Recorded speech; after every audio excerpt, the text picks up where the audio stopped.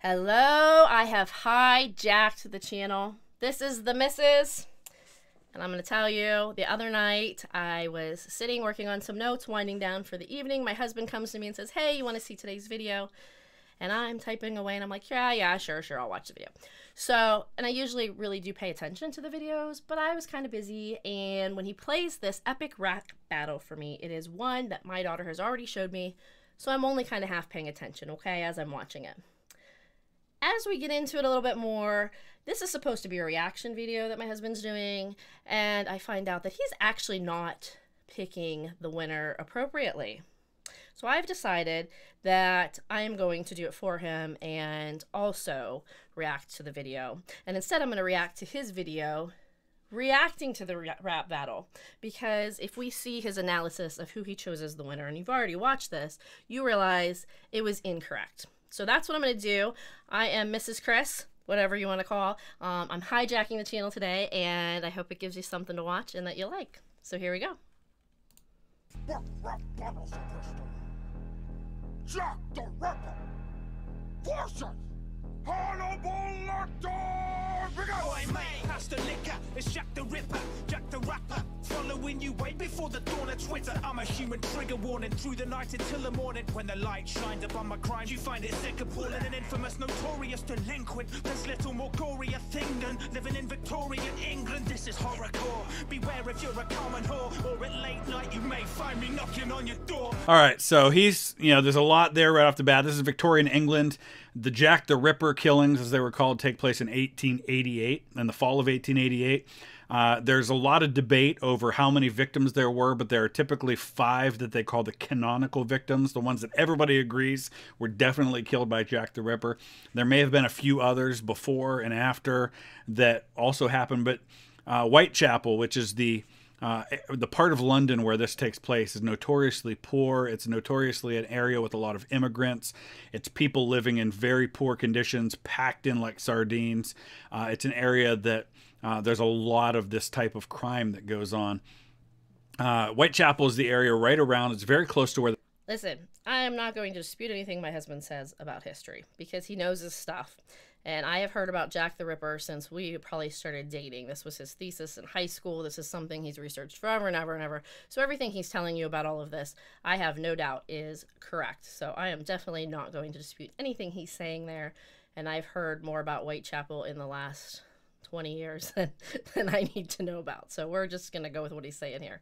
The Tower of London is on the east side of London. It's just outside of the actual city of London as it was known. In fact, one of the murders actually takes place in the city of London limits. But the 5 canonical victims are Polly Nichols, Annie Chapman, Elizabeth Stride, Catherine Eddowes, and Mary Jane Kelly.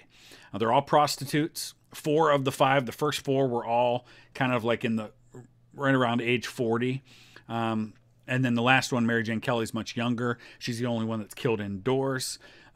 If you don't scare easily or you can handle it, most of the victims, there are photos of them, but I warn you, the ones of Mary Jane Kelly are absolutely horrendous to look at, because unlike the others where he had a real short time, because they were killed outdoors, the first 4, and all of them were killed in areas where there were police that patrolled, and so there's like a window of 10, 12. He's long-winded, and I apologize. Maybe we should have just had me react to the original reaction. He's going to talk a long time. That's what he does. That's what we do in our family. But he knows his stuff. Yeah, Mary Jane Kelly. Seen that picture plenty of times. It's not a good one to look at. 15 minutes at most that he had to kill these women, do the mutilations that he did, and then take off. Mary Jane Kelly was indoors. He had a lot more time, and that was evident in how he killed her. But he talks a lot. He talks about the dawn of Twitter.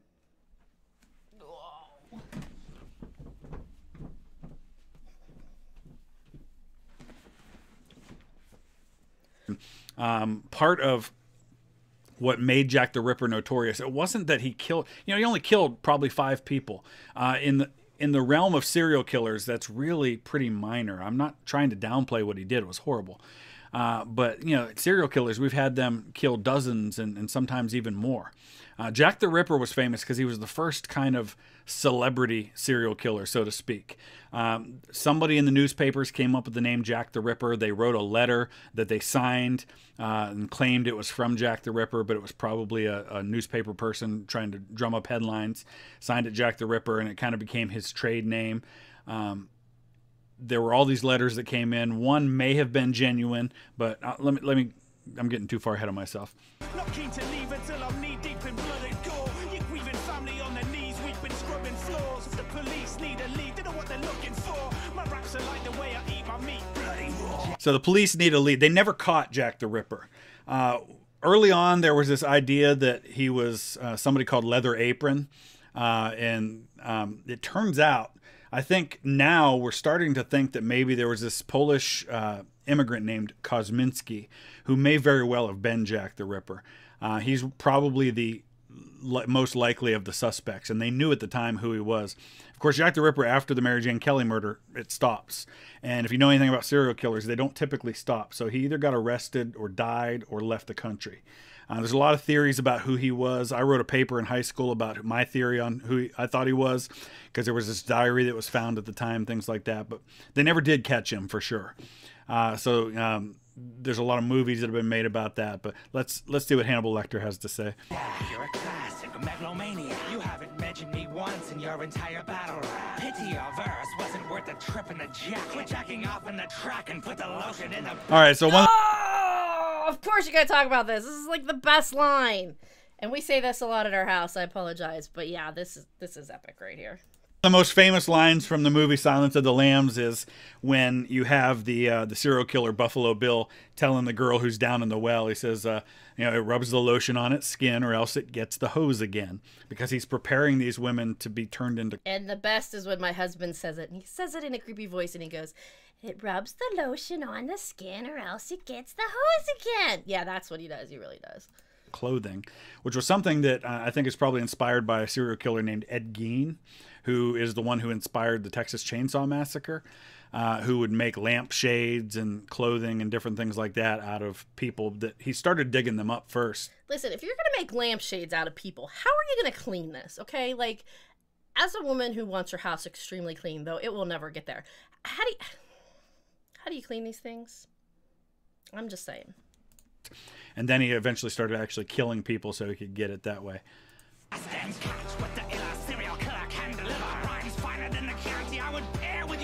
And of course, that's another homage to one of the famous lines from Silence of the Lambs, where he talks about a census taker tried to test me once. I ate his liver with some fava beans and a nice Chianti, and then he does that thing which he's doing here, that thing. Yep. There you go. Yep. One of the few movies in history, by the way, that won Best Actor, Best Actress, Best Director, and Best Picture, all at the Oscars.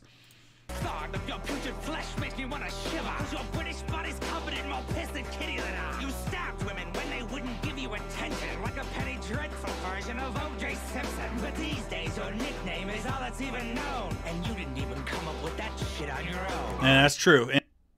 I gotta say, there's way more passion right now from Hannibal Lecter. He's really feeling it. And the forensic reports tell us that Jack the Ripper actually probably strangled the victims first, because there was very little in terms of like arterial spray, which is probably how he got away with being able to walk away from the scene without being seen, because he probably didn't get a lot of blood on himself. He actually strangled them and then slit their throats, disemboweled them. In a couple of cases, took some body parts. Kidney was taken, I think, from Catherine Eddowes, which may have been then mailed to the police. That's probably one of the few letters that may have been real, was the one that was, it was actually very poorly written. It was obviously somebody who probably didn't speak English as their first language, which is what even leads more to the possibility it was an immigrant like Kosminski. But it was, that one was signed, it wasn't signed Jack the Ripper, it was signed Catch Me When You Can, Mr. Lusk. There was something called the White... Now, I'm not sure if it's when or if. My husband will be able to tell you, and I probably shouldn't dispute this, but maybe it was Catch Me If You Can. I'm not sure. Something to ponder there. Chapel Vigilance Committee, which, because the police hadn't been able to catch the guy, there... Because here's my thinking. If you're saying catch me when you can, you're saying you're going to catch me at some point. So that means you want to be caught. And if that's the case, then I'm curious as to what this serial killer here, Jack the Ripper, is thinking. Why would he want to be caught? Does he want help? There's a whole other thing I can go into and analyze that, but we're not going to bore you here. But that's just my 2 cents there. Or these civilians who put together a committee that was going to go out and patrol and try to catch him. And this kidney and this letter were sent to Mr. Lusk, who is the head of the Whitechapel Vigilance Committee. And as my husband's talking a little bit more, I think he's making a great case for why Jack the Ripper is the more gruesome of the killers. Obviously, he's real versus Hannibal Lecter isn't. But when we know the story and we've seen the movies, I think we know that Jack the Ripper is, like, more gruesome, at least from this content.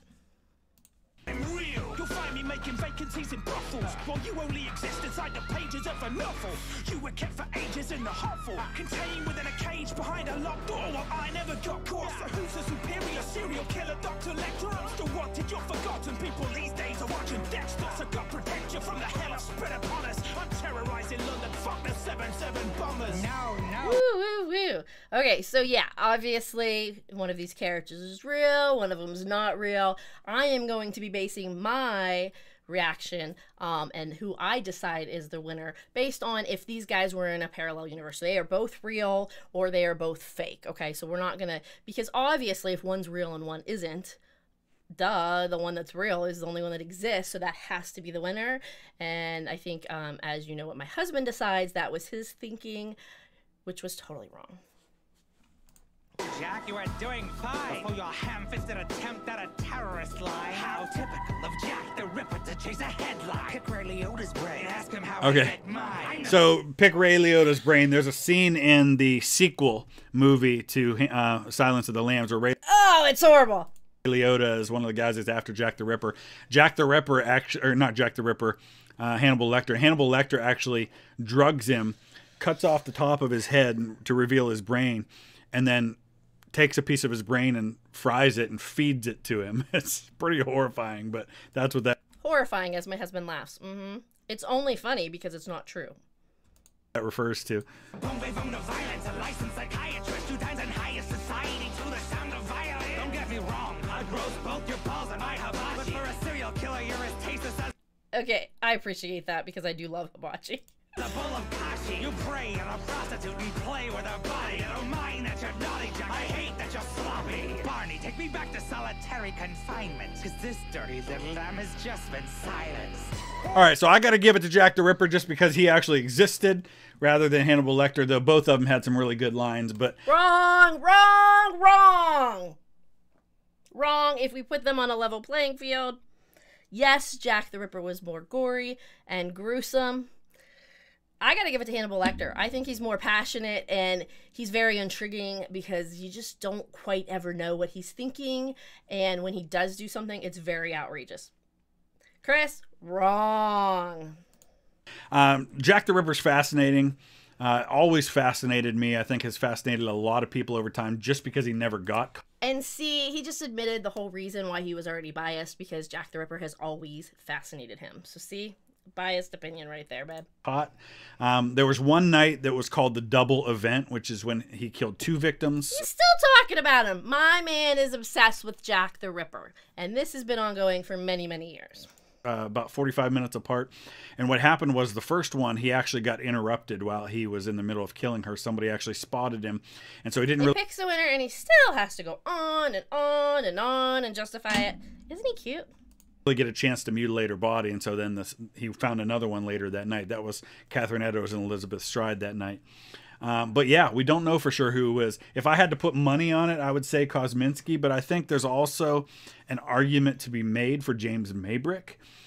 They found this diary back in the late 80s, early 90s, and that man is still talking about it. It's been called the Jack the Ripper diary. Initially, they said it was discredited, and they even got the person who said they found it to claim it was forged. But what they've decided since then, based on all the evidence, is if it was forged, it was forged in the 1880s. It's contemporary. And I'll tell you, there are a lot of interesting documentaries and movies out there and things to watch. We've watched most of them. So if you're really interested in Jack the Ripper, yeah, my husband will talk to you forever about him, and you can find all kinds of areas to learn more about it. To Jack the Ripper.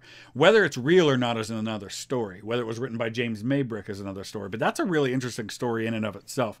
James Maybrick died not too long after the last murder, the Mary Jane Kelly murder. He died, I think, in the spring of 1889. His wife, who was an American, Florence Maybrick, was actually arrested and convicted of his murder, even though she really didn't kill him. They found arsenic in his system and said that she had poisoned him. She had been cheating on him. He was much older than she was. And this diary that they found in James Maybrick's house was purportedly written by him, and it was him confessing to being Jack the Ripper. And he claimed that it was his way of getting back at whores like his wife, because his wife was a whore for cheating on him. And it gave all these clues that kind of looked like it could prove that it was him. And as it turned out, what happened to James Maybrick was he had been taking arsenic. Arsenic in very small doses could be used kind of like LSD. It was a drug that could get you. It was like a hallucinogenic drug. But the power of that drug was so strong. Okay, and I forgot to apologize. I'm probably picking on him more than I should, only because I think I've heard so much of this many times. If you're not familiar with all of this, this is really fascinating stuff. So it is pretty interesting. So I should apologize to my husband here. On your body that you died from the withdrawal. So once you started taking arsenic, you always had to do it. And he eventually got off the arsenic. I think he couldn't get a supply of it anymore, and he died from the withdrawal. And his wife was convicted of his murder because of the arsenic being found in the system. Eventually that was tossed out after she had done a lot of time in prison. But I would say 80% likely it's Kosminski, about 20% it could be James Maybrick. I think there's a lot of things that point to James Maybrick as being psychologically the right kind of person. He was a cotton merchant who was in London on the weekends, which is when all the murders happened, on the weekends. Because he had an American wife, some of the letters that might have been from him had some Americanisms in them. So there's a lot of things that make it possible that he was a suspect. But just an interesting thing to talk about. When I go to London, I'm planning on taking one of the Jack the Ripper tours. I think it'll be a lot of fun to go to those sites and see. Listen, all this man talks about is going to London. It'll happen someday. That. But let me know who you think won. Use the comment section below. But let's dive into one more. Oh, I forgot. There's a second one. Here we go. All right, for our other one, we're going to look at a couple of revolutionaries. This is Guy Fawkes and Che Guevara. Two people I know nothing about, so I am not biased in this one. Fawkes was part of the remember the 5th of November. It was the 5th of November plot to blow up Parliament, kill not only Parliament but King James I. I think it was in the like 1605 or something, right around the early 1600s. And he was Catholic, fighting against the Protestant government. And then, of course, Che Guevara is the right-hand man to Fidel Castro, who helped with the overthrow of the government and setting up the communist regime in Cuba, was later killed, helping lead a revolt in Bolivia.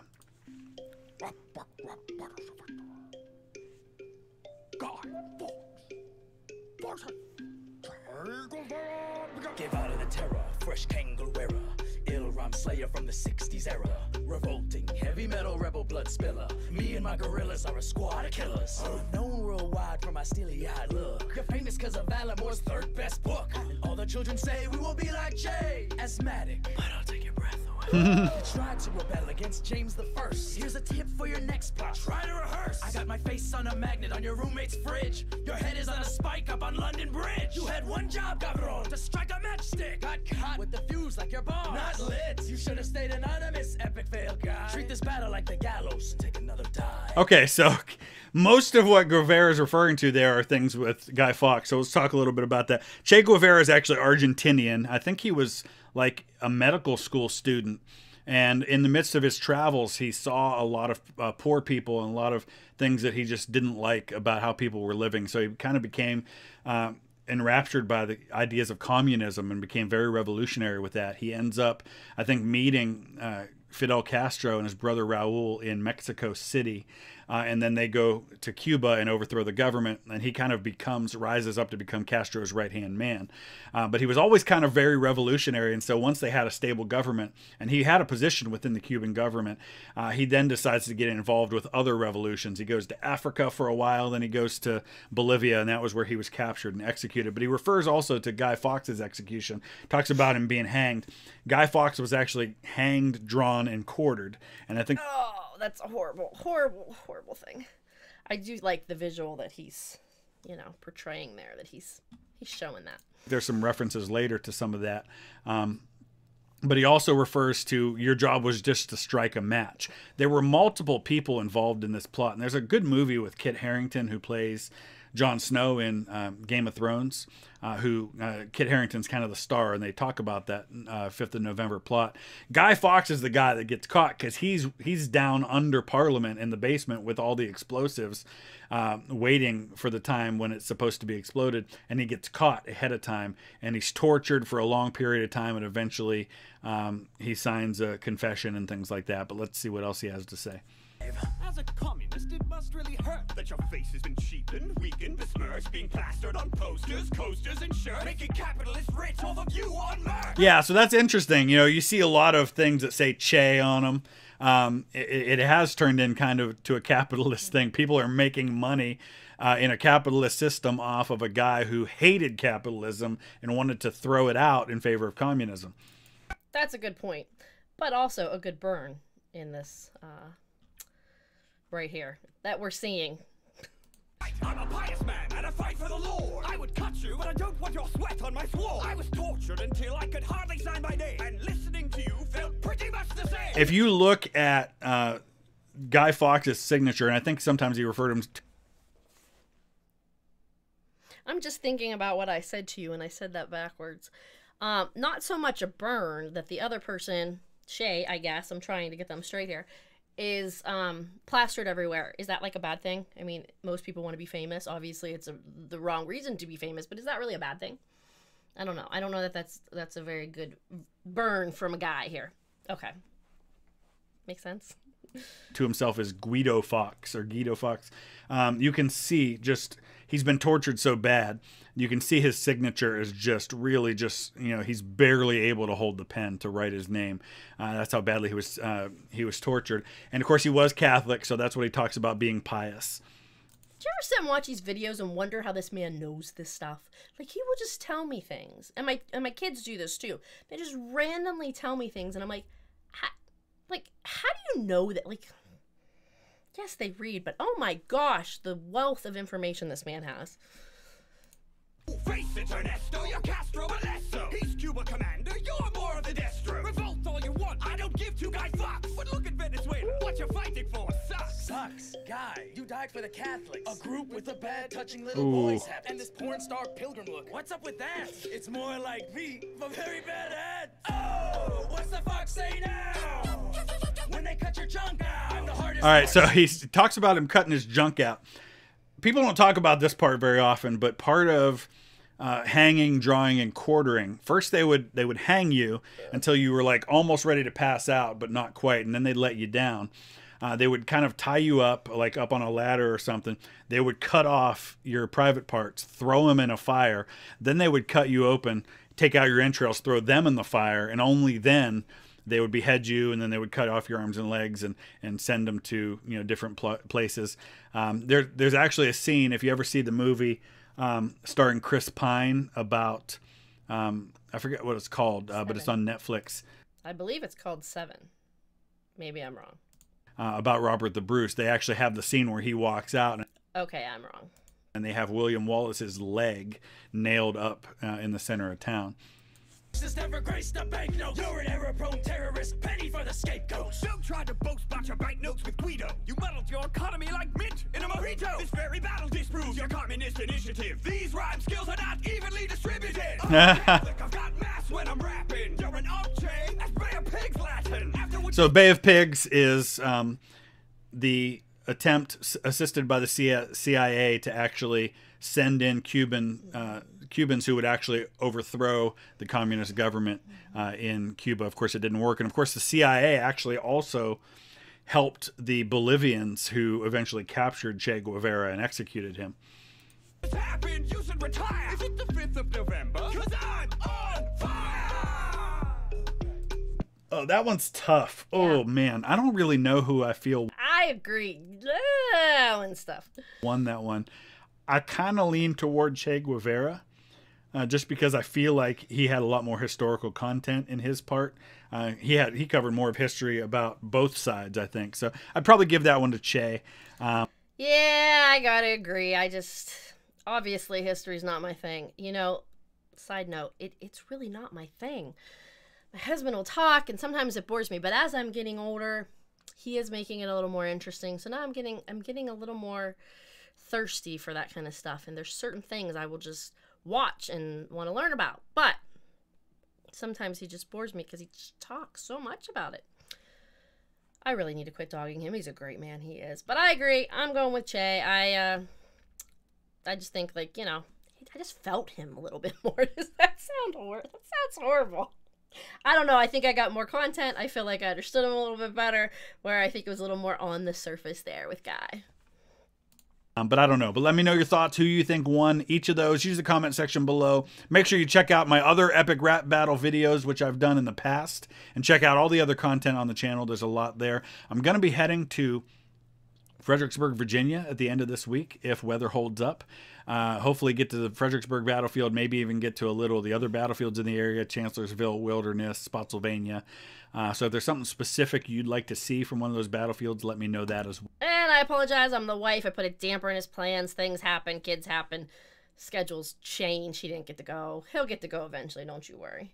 But if you like what you saw, make sure you click the buttons. Like he always says, I don't know, something about subscribe, like, whatever. Thanks for sticking by me, guys. Sorry I'm not nearly as entertaining as my husband. This is not what I do.